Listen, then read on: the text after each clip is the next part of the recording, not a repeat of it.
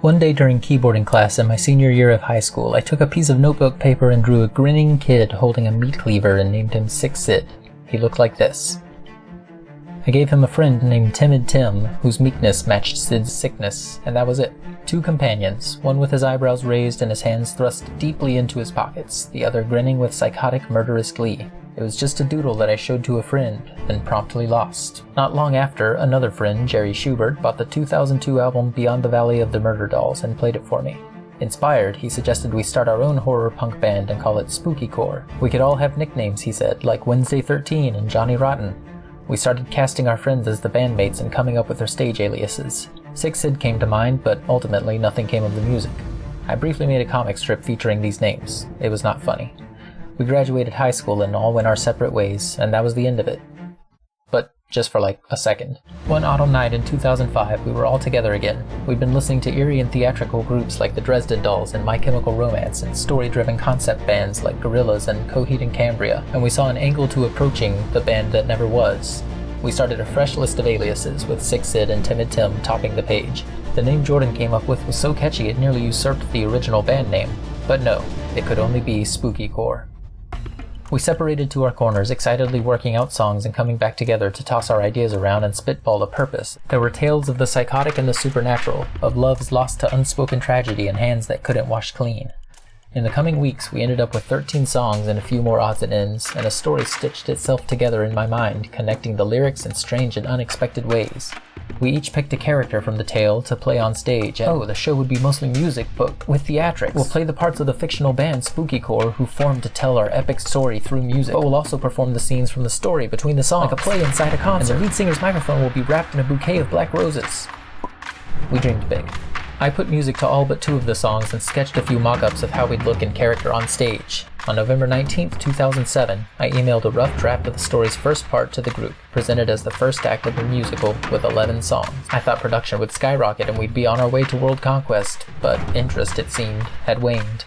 Greg dressed up as his character Hank Hangman for Halloween 2009, and I recorded one of the songs in 2010. You've got this look on your face like you ain't quite placing my name. I'll forgive you for now, 'cause I know you know me.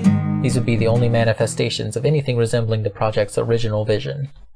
Jordan and I continued to work on the story off and on as ideas came to us. We talked about turning it into a flash-animated anime musical, can you imagine?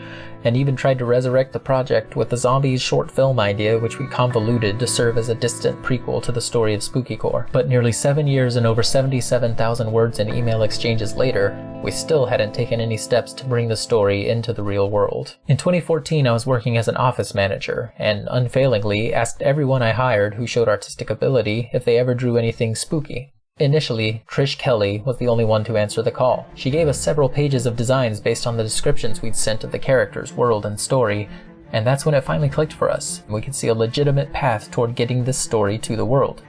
Seeing that the comics medium best facilitated the sprawling, philosophical, adventurous, supernatural epic the story had become, we dropped the music with some dismay, and we finally, really, truly got to work.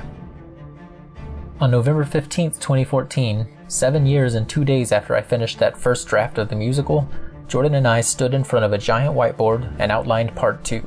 For 4 years, working mostly over 1-hour video chats on our lunch breaks, we worked on the story. We finished Part 2 and moved on to Part 3.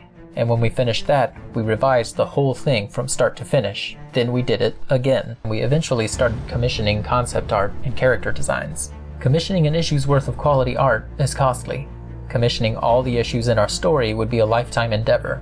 When I turned 30, I decided I was going to start drawing a workshop version of the comic myself, to deliver something more than a synopsis or a script or a pitch. So I spent a couple of years learning to draw at least well enough to create distinct characters and communicate their actions, then spent about 5 years drawing the first 130 pages of the story. I didn't draw every night and sometimes took longer breaks than I should have, but I never moved on or gave up. I finished in November 2022. Jordan and I met with Vladvov a few times over the next year before recruiting him to help us with the art for the workshop. And that brings us up to the present. The workshop is live at ternioncomic.com, and the story is finally being told. I believe in it. I hope you read it, and I hope you believe in it too.